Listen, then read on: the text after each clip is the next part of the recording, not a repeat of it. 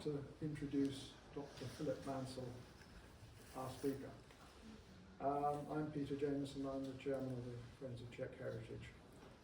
But first of all, I must say how very grateful we are to the ambassador and her staff for welcoming us to the embassy, and especially to the first secretary, Martin Hošek, who is accompanied by his small son, you may have seen him, and has provided us with some paper cups to drink the wine out of after the event, because all the glasses are locked up. He doesn't have the key. So anyhow, we managed to remedy that one, I hope. But before introducing our speaker, may I draw your attention just quickly to some of our upcoming events. On Tuesday, the 17th of May, we have a talk by John Tusa, who's the well-known broadcaster, and he'll be talking to us about the Barter shoe factory and the community associated with it at East Tilbury, where his father was the... Recording in progress.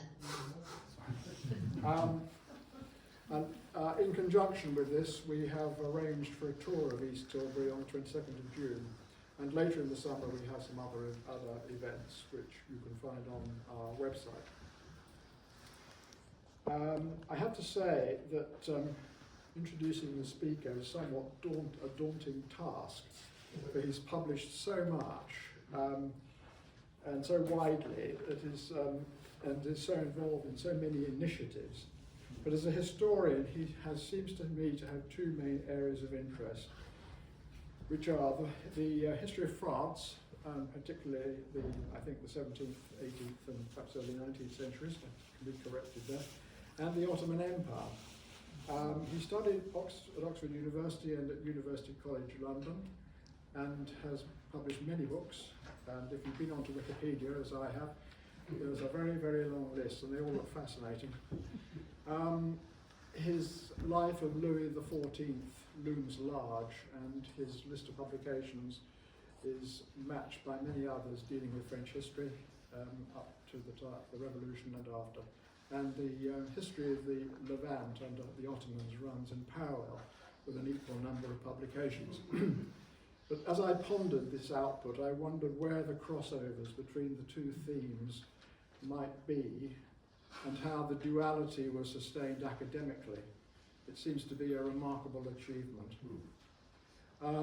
Finally, I also noticed way down in the Wikipedia entry his interest in what is called the Kimmeridge project. Kimmeridge is on the Dorset coast.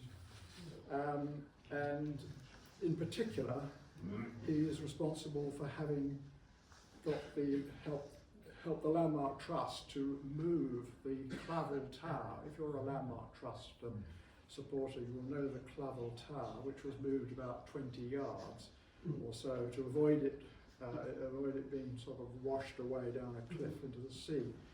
I think as far as the Friends of Czech Heritage are concerned, there's a question mark about moving historic buildings. And it's a dangerous and divisive subject, but I don't think we'll talk about that tonight. So anyhow, can you please welcome our speaker, and we must get on with the talk. Thanks very much. Thank you very much, and thank you all for coming. And I'm talking tonight about a European subject. I forget which historian said there is no history of Germany, there is only the history of Europe. And I think that also applies to Czech or Bohemia, and indeed to France and the Austrian monarchy in general. And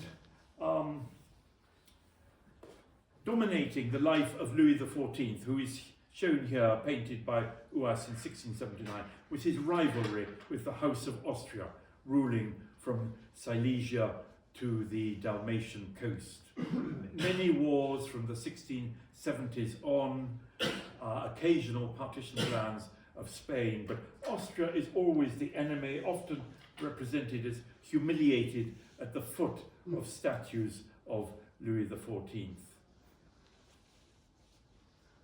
Here now, how do I move?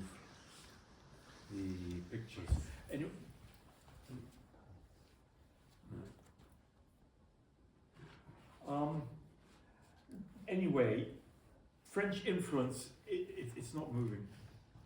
French influence in Czech lands was rather small compared to, rather slight compared to Italian influence there. And, yeah, okay, thank you. Here he is again, represented as a Roman emperor, a rival to the Holy Roman Emperor before one of the many Dutch towns which he conquered, to the fury of the Habsburgs, in particular Strasbourg in 1682. So this rivalry goes on. His most bitter, here is the map of Europe. You see France on the left and in dark green, the Habsburg monarchy. Two huge land masses naturally at war with each other. This is Louis's enemy, Leopold I, the Holy Roman Emperor. He's dressed partly in rivalry of Louis XIV, showing that he too is a party-loving monarch. It's for a Baroque ballet, 1667, by Jan Thomas. Always this rivalry between the House of Austria and the House of France for control of Europe and the future of the Spanish monarchy, which Louis grabs. And here is Louis's most bitter personal enemy, a former courtier, Prince Eugene of Savoy, the hero of the Austrian monarchy, victor over the French army in 1708, 9, 10, the son of a former favourite of Louis XIV, somebody who knew and loathed Louis XIV. So, in a way, the upper and lower Belvedere, which he built in Vienna, are sort of a long revenge against Versailles. But you see the style of the great Baroque portrait is rather similar to Louis XIV. And this rivalry goes on. Louis XV, shown here giving peace to Europe as a young man about 1730. His great project was to put the House of Bavaria, to whom he was related, because his grandmother was a Bavarian princess, on the throne of the Holy Roman Empire, and as kings of Bohemia, to which they had a very spurious hereditary claim, the Elector of Bavaria. And this is his general, the Maréchal de Belle-Isle. In the War of the Austrian Succession after 1740, he leads French armies even to Prague. 1741, 1742, they are putting the Elector of Bavaria as King of Bohemia. Here he is, Charles VII, briefly Holy Roman Emperor. It was a disaster for France. It was a disaster for Bavaria. It didn't really work. The House of Austria is far stronger. But if you go to Nymphenburg, the stables, which I deeply recommend, that has more saddles and bridles and bits and pieces than I've ever seen in my life. You see quoted his letter next to his coronation coach saying, "I had the finest coronation anybody's ever seen or heard of." I mean, so that's his rivalry with the Austrians. But after 1756, there is a change. There is the reversal of alliances. France and Austria become allies. Here is the famous royal marriage of Louis XVI and Marie Antoinette. The two countries fight together against Prussia, and one of the symbols of the alliance is Charles-Joseph de la Morale, Prince de Ligne, who is a symbol also of 18th century Europe and the Europe of courts. Quote, "You lose respect in a country you inhabit all the time. I like my condition of being a foreigner everywhere, German in France, French in Austria, Walloon in the army. His family is from the southern Netherlands. He is an officer in the Austrian army, and he is a French writer, publishing endlessly in French in Paris, and knowing everyone, going everywhere, a favourite of Marie Antoinette, of Catherine the Great, of Frederick the Great, of Maria Theresa, of Joseph II, to whom he is a chamberlain, one of the 35 of 1,000 chamberlains whom the emperor kept for his personal service, and related to everybody also. And a very original thinker, he wrote, The only pleasure of marriage is to be delivered from your own relations. One has a wife like one has a regiment, a government office to have. And he believed there should be property rights for women, an inheritance tax to benefit hospitals, and that one day he prophesied the French Revolution. The people is like a horse. It allows itself to be ridden because it does not know its own strength. And he's a professional writer, and he knows the Rohans. He's a friend of the Rohans, who will be coming to later, who also move to Bohemia, like many other French nobles, as a result of the revolution.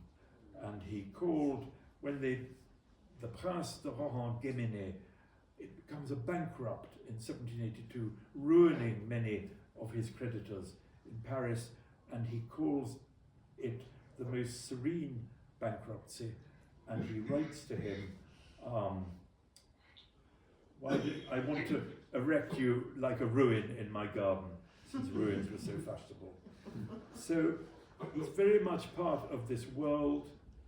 Here he is at the time of the French Revolution, and in my opinion, this shows he was flirting with Belgian nationalism, because it says, not afraid to die for your country, per patria, and that patria may have been Belgium briefly, not the Austrian monarchy, of which he was a marshal, a general, a diplomat, and so on.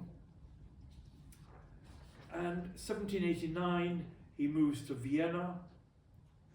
He's a writer. Here he is living in Vienna, writing and reading every morning. And every summer, like half of Europe, or those who could afford it, he would go to Teplitz in Bohemia, because his son-in-law, Prince Clary, was the owner of the waters at Teplitz. And it was natural to move around. Another family that moved from France to Bohemia was the Puyi family. We'll be coming to them later. Exile wasn't, as is often said, a constant source of engagement and exclusion. For many people, exile was a career opportunity. Ligne, for example, did very well in the Austrian army, becoming a marshal and captain of the guard.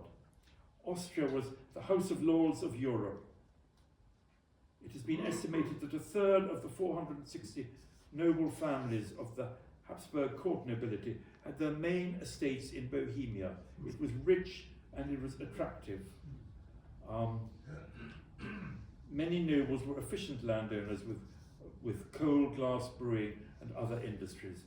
Prague was a city of 200 palaces, as many of you know well. And the Clary themselves were partly of French origin. That's another French connection. The Aldringhams came from Lorraine. They owned Teplitz. Following a fire in 1793, Prince Clary restored the family schloss in Teplitz. He built hotels, bathhouses, the first neo-Gothic church in Bohemia, a theatre, a temple, and a Turkish pavilion. In 1801, the English philosopher Henry Crabb Robinson wrote, "As he derives great profit from the bathing guests, he is interested in making the town attractive. In his palace is a small but very handsome theatre. His gardens are open to the public, and himself and family distinguish themselves by their courtesy and affability." And part of that affability is the Prince de Ligne, his father-in-law, who is welcoming guests, attracting guests, putting on amateur theatricals, and so on, in the great Rococo concert hall in this palace, which you can see to this day, and it still has a Prince de Ligne room in the palace. And opposite it is this hotel, which, if you look carefully, is called the Hotel Prince de Ligne. French Revolution, Spa, the main spa of Western Europe, is out of action because it's under the French Republic. So naturally, all the more guests go to Teplitz and later Marienbad and Carlsbad. Princess Louise of Prussia, a niece of Frederick the Great, writes in her memoirs, "On the very evening of the day we arrived there, the Prince de Ligne came to beg us to join their circle in the hall where all the visitors to the baths met. All the visitors, so it was really quite open. Billiards, card games, concerts, and so on. And in 1803 it received a visit from the exiled Queen of France, the wife of the exiled Louis XVIII, and Lean wrote, "She's better than 20 years ago when she was obliged to behave well. Her small household is exactly right, neither splendid nor miserable. She is really an excellent woman, this queen, kind, gay, easy to live with, easy to amuse, grateful for the least thing one does for her." Although he also added, since she's scratched a lot, she has the face and gestures of a monkey. And Teplitz was a sort of counter-revolutionary centre, like the whole of Austria, like Vienna, long before the Congress of Vienna. And they built above it this structure, which I missed when I went there, called Montligne, a hexagonal temple on a hill outside Teplitz with mirrors and sofas, and it was inaugurated in 1805 by a mock coronation of the Prince de Ligne to parody that of Napoleon a year earlier in Notre Dame. And he appointed grand dignitaries, and like those of the French Empire, and 20 guests sang couplets in his honour. And the Rohans are there, and one of the most surprising visitors was Casanova, another example of the French connections of Bohemia. He's a librarian to the Count Waldstein next door at Dux. He comes to visit Ligne a lot, and of course they speak in French, and Casanova wrote his memoirs in French, and Ligne was at his best with him, correcting them, encouraging him, giving readings from each other's works, sharing their horror of the French Republic. Casanova called Ligne one of the few men who had learned to despise flattery. I'm not so sure about that. He compared Ligne's style to a jumping flea, un puce qui saute. And Ligne would read Casanova's memoirs section by section, saying they made him either laugh, think, or have an erection. And his italicisms in his French, Ligne encouraged him to keep. He was completely original. They have more force than ridiculous French grammar. And they both had publishers in Dresden, which was then a centre of French language publishing. And the letters survive between the two. The envelope would be written by Ligne to Casanova. À Monsieur Casanova, bibliothécaire de Monsieur le Comte de Waldstein, à Dux, près Teplitz, par Prague. And the Bohemian postmen were expected to know French, and I'm sure they did. And then there were many other visitors, the whole Courland family, the richest heiresses in Europe, the 4 beautiful princesses of Courland came to Teplitz, and Ligne inevitably wrote a poem about their love affairs. Le sang auguste de Courland ne souffre point d'amour la contrebande. The august blood of Courland will not have a substitute for love, and so on. Here is the countryside round Teplitz, another view of Montligne, Dux or Dutchkov near Teplitz, where Casanova lived and died. And this is Princess Wilhelmina of Courland and her lover, Count Armfelt, known as the Alcibiades of the North, because he pleased so many people of both sexes. And even Armfelt, who had done everything with everybody, was shocked by Teplitz. He called it Sodom and Gomorrah. So really this was an extraordinary centre for French culture in Bohemia, and a reminder that national identity wasn't the only identity at that time. There was also French culture and language uniting Europe.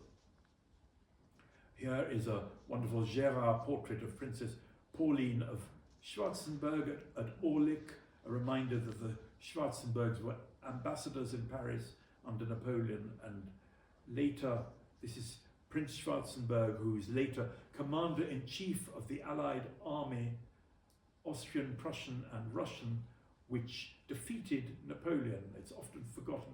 Napoleon was fairly frequently defeated. And he won the Battle of the Nations at Leipzig, near Bohemia. And here is the Prince de Ligne later, 1812, he's in Prague, always spending time in Bohemia. He goes there to visit the Empress Marie-Louise, who Napoleon has gone on to invade Russia, with the results we know. Marie-Louise pays a visit to her family in Prague and is painted by a Frenchman, Isabelle. Here she is again. And here is this great European victory over Napoleon. You see Schwarzenberg in a white uniform on a white horse. This is by Kraft. It's a deliberate reply to Napoleon's grandiloquent battle pictures. Here the three Allied monarchs are humbly standing on the ground, not on their horses. The Tsar Alexander I, the centre of the three, the Emperor Francis I of Austria, father-in-law and conqueror of Napoleon, and Frederick William III, King of Prussia. And they also often met at Teplitz in the years 1813 to 14, and in fact later. It's a natural meeting place for Europe.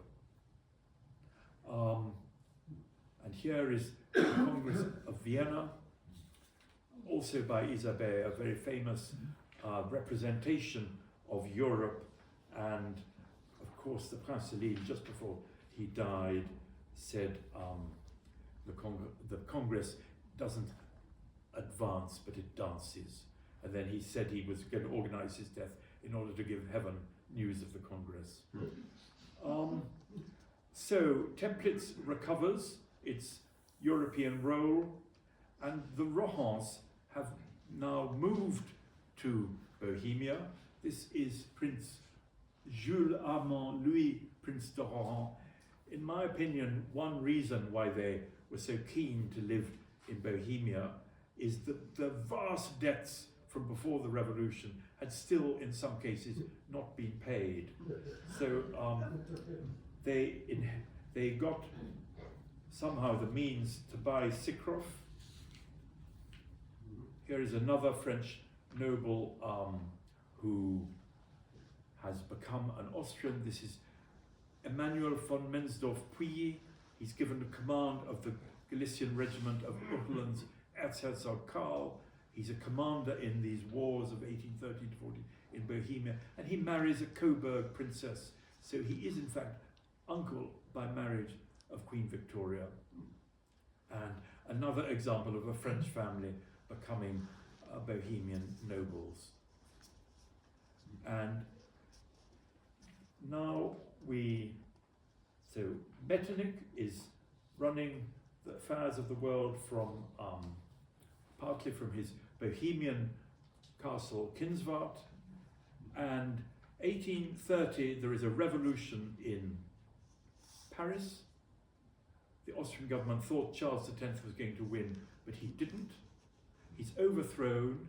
He goes to Lulworth in Dorset, then Holyrood in Edinburgh, and then finally, at the invitation of the Emperor of Austria, he moves to the castle in Prague, to the Hradčin.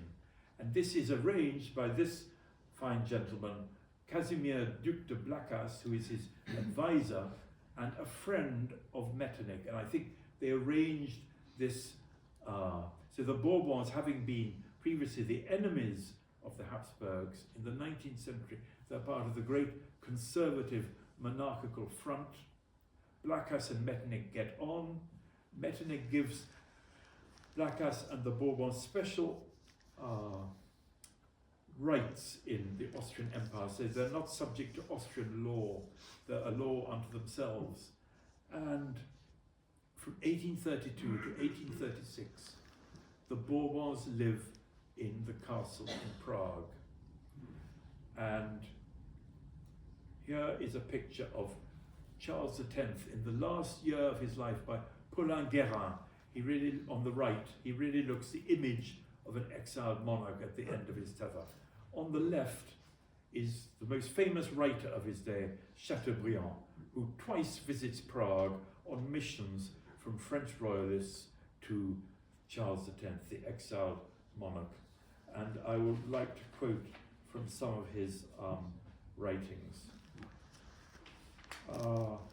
And Charles X, he immediately becomes friends with the Bourbons, whom he knew from before the revolution anyway, and he goes hunting in Sikrov and elsewhere.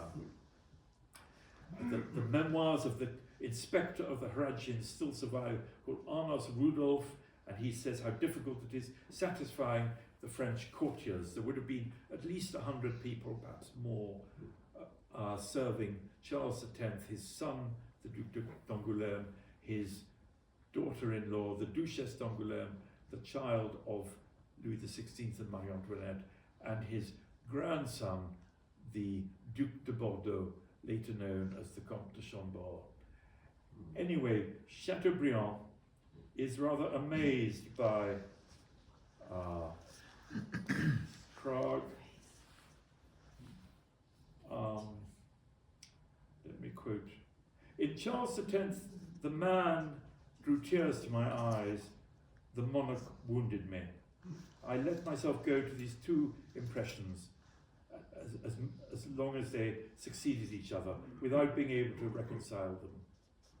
And he's rather shocked that the summer residence is Bucyrad, I don't know if that still survives, outside Prague, which belonged to the Grand Duke of Tuscany, proof that the Grand Duke of Tuscany regarded himself as just a tenant in Florence. He kept property in the Austrian monarchy. And some of the furniture the royal family used in Prague, they'd used previously in Holyrood in Scotland. They moved around with their own furniture because the Habsburg emperors didn't furnish all their palaces at the same time, unlike the kings of France. Oh, my old king, your sleep is painful. Time and adversity, heavy nightmares have placed themselves on your chest. I'm translating from Chateaubriand's French. A young man would approach the bed of his young wife with less love than I felt of respect as I advanced towards your solitary seat. At least I was not a bad dream come to wake you up, to tell you that your son was dying. And so on and so forth. Let this bed of exile last as long as possible until it receives the visit of God. 20th of September, Henri V, he and many Frenchmen regarded this prince living in Prague as Henri V, the successor of Henri IV. He asks to see Chateaubriand, and he tells him about the loyalty of the French royalists who want to offer him spurs of gold. And there's much more in these lines. There's an Austrian guard of honor guarding the King of France in exile in Prague.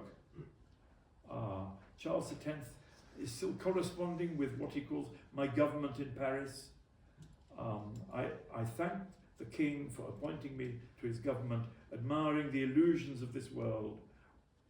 When society is collapsing, when monarchies are ending, when the whole world is being renewed, Charles X in Prague establishes a government in France. But let's mock him too much. Which of us doesn't have the chimera, the chimera? Which of us doesn't give cause for mockery? Which of us doesn't have the secret passions? These memoirs that I am writing, this is Chateaubriand speaking, are they not my illusion, my form of vanity? Don't I believe that I'm seriously speaking to the future, which is as little at my disposition as France was at the orders of Charles X? It's very magnificent prose, one of the great memoirs of the 19th century. He's trying to make legitimist monarchy understood by the future, And he says, in his opinion, monarchy is the easiest way to complete freedom. He's completely horrified by the Republic and the Revolution, which he'd seen at first hand. And he and his aged wife spent a lot of their old age looking after victims of the Revolution, priests and nuns. And then there are quarrels, of course, in the exile government in Prague between relatively liberal people and the reactionaries who are led by the Duc de Blacas, who in fact was hated by most royalists. Chateaubriand called him the undertaker of the monarchy. He had a long white face like an undertaker at a funeral procession. But he was highly intelligent. He got this deal with Metternich, and this year there's going to be an exhibition on Champollion and the decipherment of the hieroglyphs in Paris. And he was the main patron of Champollion in the 1820s in France. Anyway, everybody's sort of going up and down the corridors of the Hradschin, hissing at each other and bowing to each other. The immense chateau of the kings of Bohemia, which he compares to the Vatican or the temple in Jerusalem.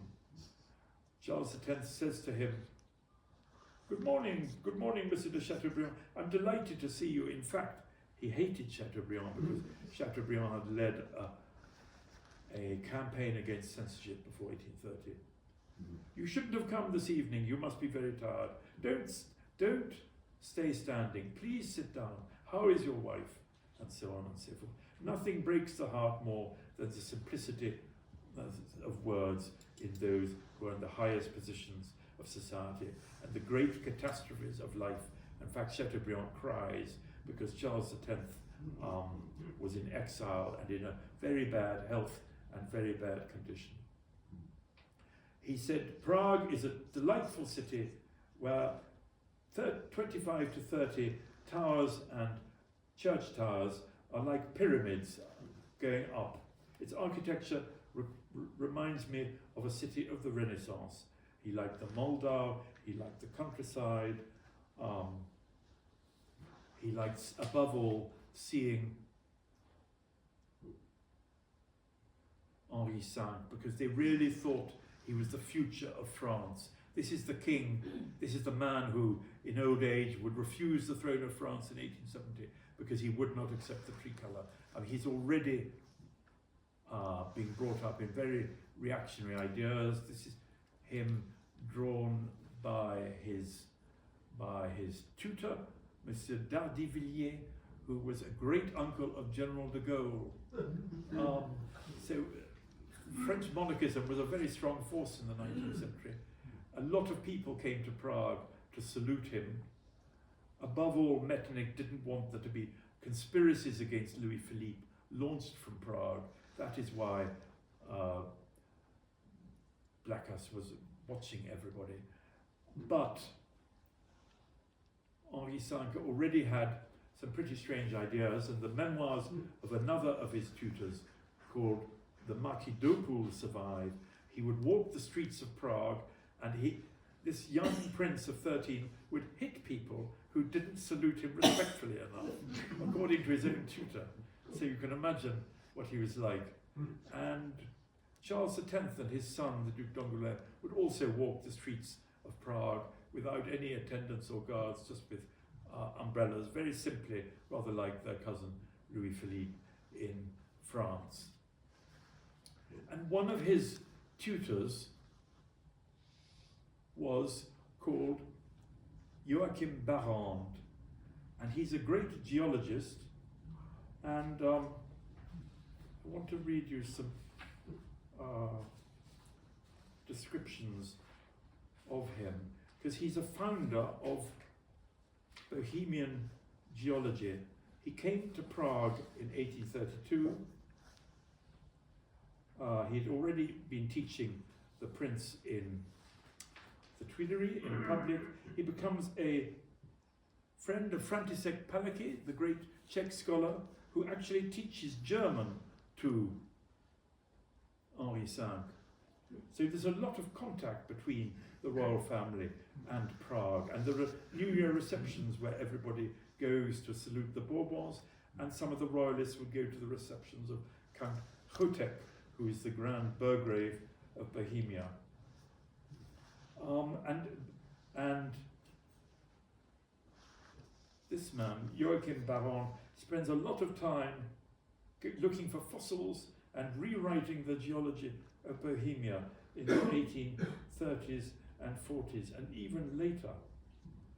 He's working on the calculation of costs and profitability of the horse railway from Budovici to Linz, and so on. He knows the Sternbergs, he knows Professor Zipper, custodian of the natural history collections in the museum. He's the author of the Survey of Geology of Bohemia, all this in German. He was acknowledged many times during his life by Czech professors for his bequest to the Czech nation, to the Museum of Prague. He has a large commemorative plate with his name on the present-day Baron Rock on the river Vltava in Prague. Deep respect to this honoured personality. The plaque was unveiled in 1884, and rather appropriately for a legitimist royalist geologist, he did not believe in evolution like Darwin. He had what is called the catastrophe theory of the development of the world. Deeply devoted to the Bourbons, he refused to become a member of the Académie Française in France. He was a true Christian. He went every Sunday to St. Nicholas Church in Prague. He had a housekeeper. His bearing to women was always courtly and gentle. He could not conceal his French origin in this respect. He didn't like it when his housekeeper left home to go shopping. He regularly reminded her, "Do come back soon, otherwise I would feel lonely." And the neighbours said he was a Frenchman who spent all his time buried in books and collecting stones. And his one housekeeper was Jan Neruda's mother, Mrs. Barbara Nerudova, who kept care of him till 1853, and she taught him Czech. So he's living there, and with Henri V, who's in Austria at the same time, throughout the 19th century. He knew Jan Neruda. And nobody as yet has seriously analysed how Baron influenced Neruda. Neruda, according to O. Matusek, has so many French features that it could hardly be without Baron's influence. And I suspect this French influence on foreign writers has always been underestimated, including for English writers. It's underestimated or just forgotten, maybe. Anyway, there is this group of French people annoying Louis Philippe's police, living in Prague Castle.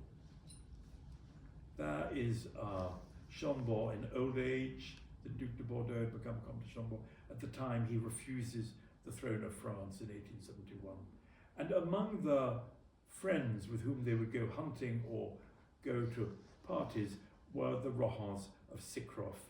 And the Rohans owed the rise to fame and power not just to the antiquity of the family, but above all to the favour of the Princess de Rohan and de Rohan-Chabot, Princess de Soubise, shown here, who is one of Louis XIV's innumerable mistresses.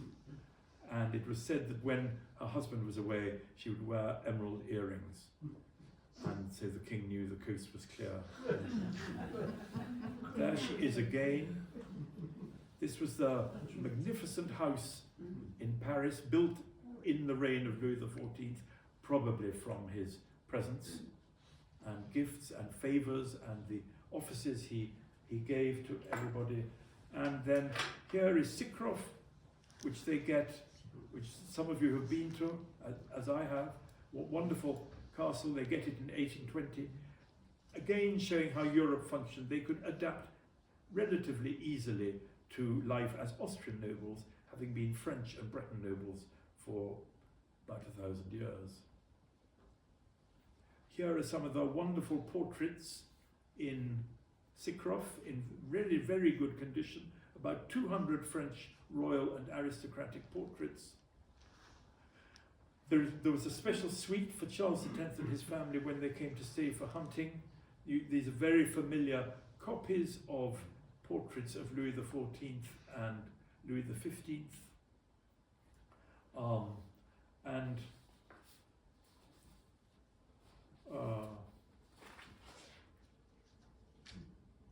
Here it is again. This is a Prince de Rohan who becomes an honorary citizen of Prague. They're already quite popular. In 1836, the royal family leaves Prague because Ferdinand,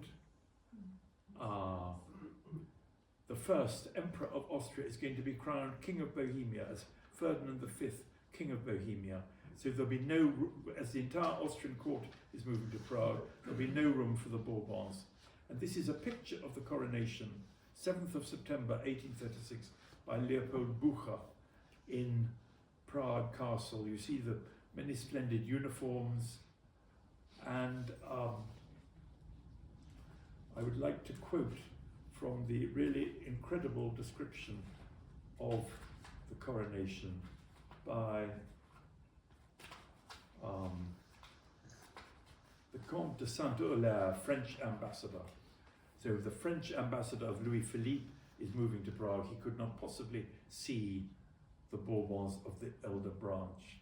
The 19th century, as I hope this shows, was a century of coronations as well as revolutions, more than ever before or since, over 30. And Ferdinand is the last person to have had 3 coronations: King of Hungary, King of Bohemia, and later King of Lombardy Venetia in Milan.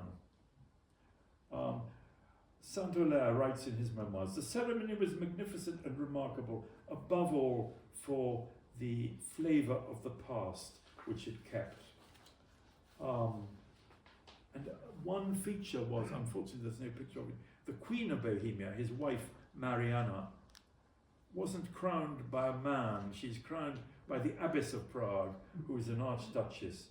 And all the offices at the coronation were performed by women, or the wives of the male officers.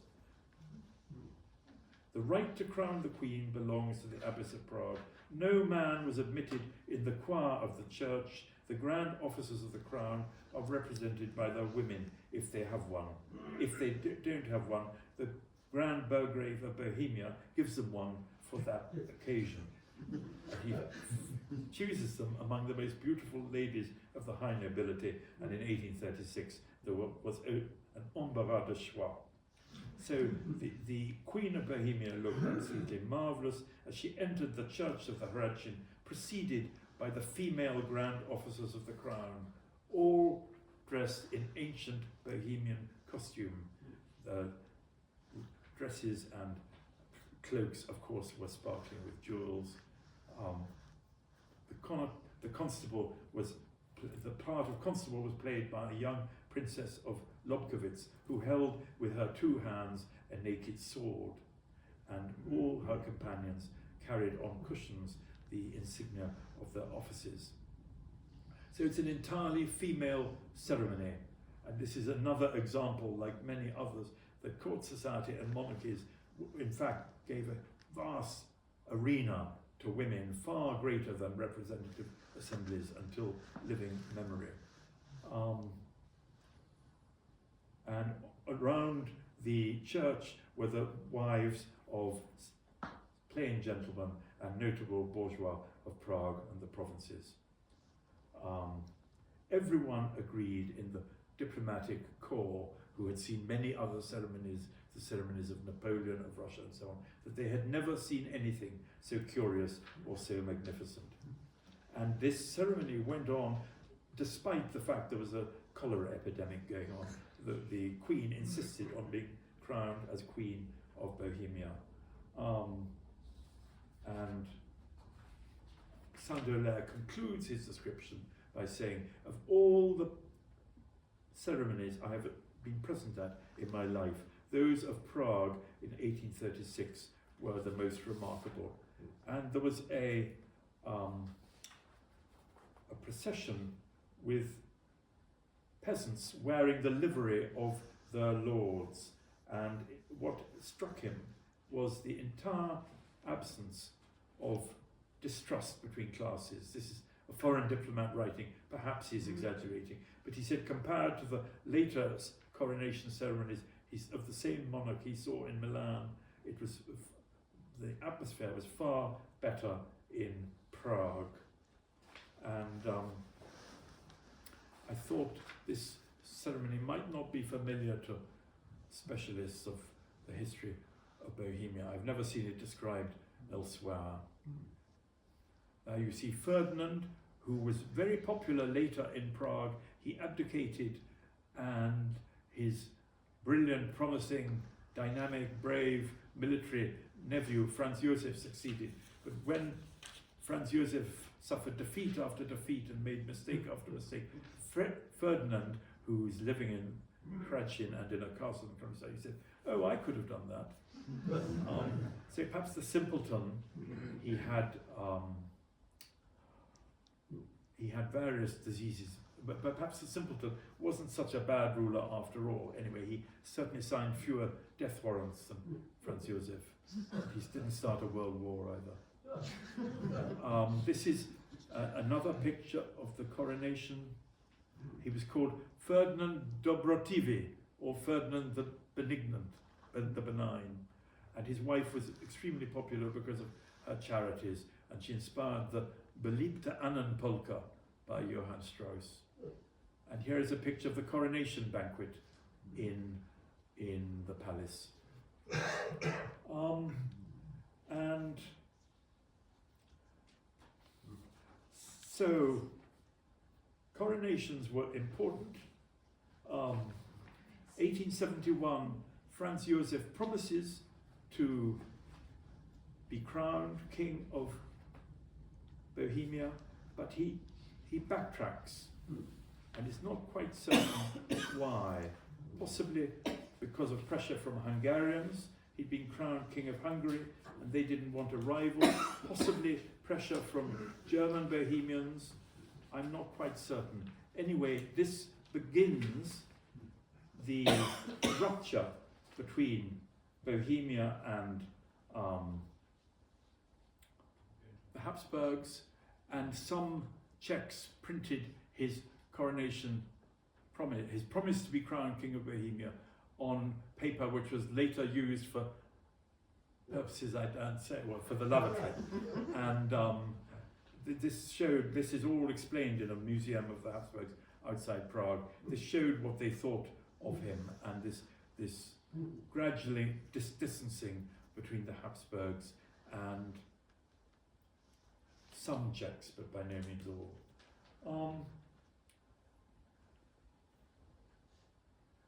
Prince Schwarzenberg, a great Bohemian noble, he saves the monarchy in 1848, but he dies. He's the prime minister who Franz Josef respected most, but he dies in 1852. If he had survived, maybe Bismarck would not have won the diplomatic duel with Austria. And the international role of Bohemia goes on. Teplitz becomes unfashionable. It is replaced by Karlsbad and Marienbad really is the centre of Europe in the summer, when everybody goes there, even Clemenceau. You can see on the left Edward VII. There's a whole book about his visits to Marienbad. He sees Franz Josef. He goes there 9 times, 7 of them as king, and he gets to know in Marienbad, in the informality of a great Bohemian spa, MPs, people like Henry Campbellman, whom he couldn't get to know so easily in London and England. So it's not true what Chamberlain said about Bohemia being a faraway country of which we know nothing. Actually, a lot of English people knew it extremely well before 1914 and went there regularly.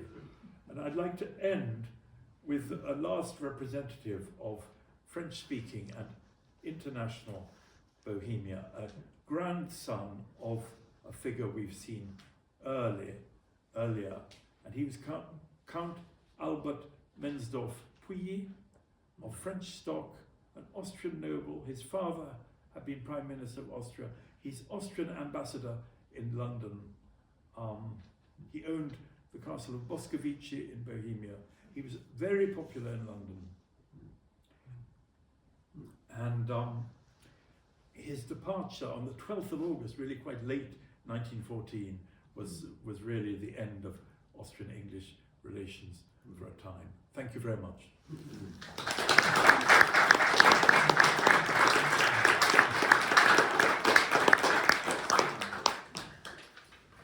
Well, thank you very much indeed.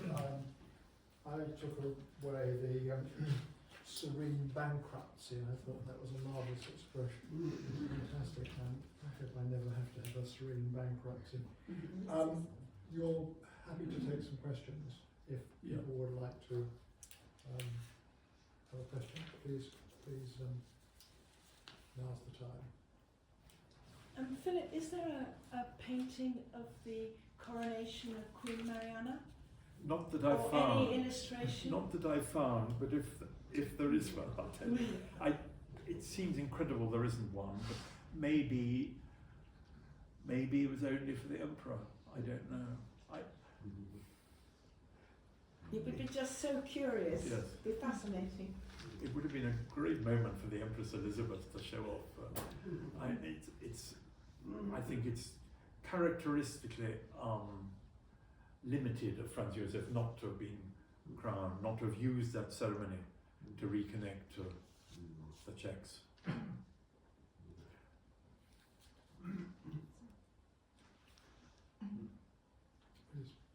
Did many or any of the French nobility who spent a lot of time in the Czech lands, did they speak any of them Czech or even German? I think Lean spoke a few words of Czech and a few words of German, but not much more. I have never. The Rohans must have learned some Czech, but I've never heard of any of the emigres learning Czech. I think they didn't even condescend to learn German on the whole. So many people spoke French. It was so easy to speak French, to get around with French. I think Barrand learned some Czech, the geologist. Yes. The Louis Mensdorffs, I met present Count in Italy with a family called Di Colalto, who are also deeply connected with Moravia, particularly. How does he fit into the Coburg family? Okay. How do they fit in? Count de Pouilly marries Princess Sophia of Coburg, who is an elder sister of the future King Leopold of the Belgians and of Victoria, Duchess of Kent. Right. And they just lived together in wherever he's stationed with his regiment and in Vienna. And then his son is a foreign minister and prime minister of Franz Josef. His grandson is the ambassador in London because he's a relation of the British royal family. Because he would in fact have been, I think, a second cousin of Edward VII. I met head of the Order of Malta in Prague, which Yeah. was the Maltese centre there. Thank you.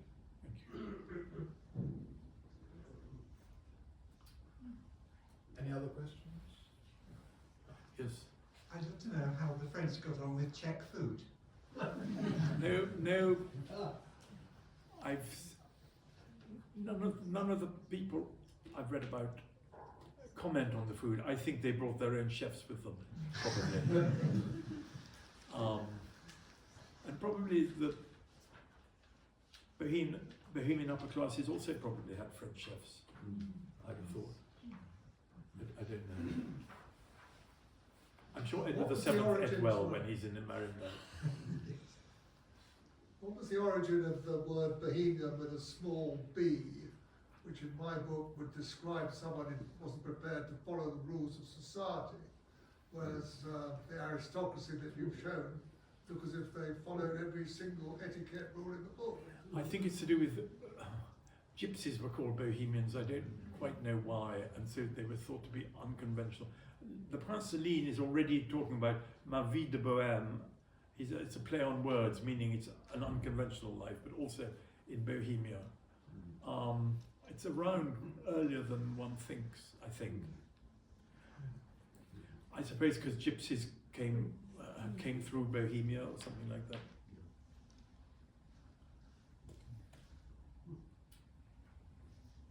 So, if we have no more questions, I think we should allow our speaker to have a drink, because he's got to leave fairly shortly. And he has some books for sale too, and most of them have gone, I noticed, so we have to hurry up. Thank you very much indeed. It was most extremely interesting, and I like the way that the French aristocracy escaped their debts by going abroad and going home. I think it's very sensible. Huge debts that they left behind. So I take a leaf out of it. No one has to take a leaf out of their books.